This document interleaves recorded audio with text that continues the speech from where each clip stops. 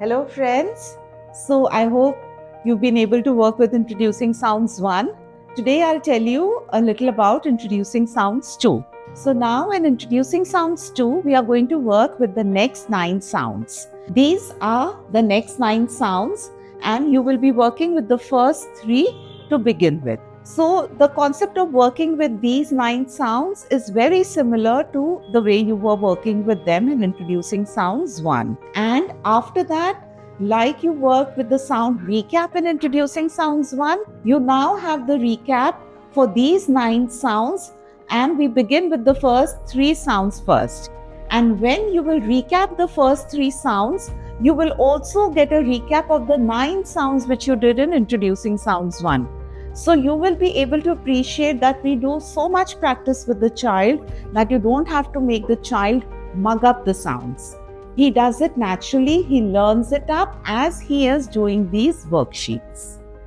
And after the sound recap, this book also has identifying the vowel sounds. Now this is also what you did in Introducing Sounds 1, but now in this book you will be doing all the 5 vowel sounds.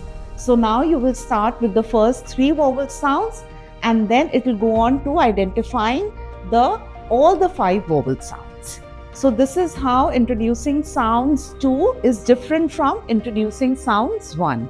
So friends, I would also like to remind you that saying the sounds in the right way is very important. And to understand how to say the sounds, how to pronounce the sounds, I would request you to go to the videos which are there on the website of the Anandaya Foundation to understand how to say the sounds, and so that you are using them correctly with the child. Also, the Anandaya Foundation website has detailed versions of how to do the beginning sound, the ending sound worksheets, the middle sound worksheets, also the vowel sound worksheets. So when you look at those videos in detail, you would have the correct language to use when you are doing these worksheets with the children. Thank you.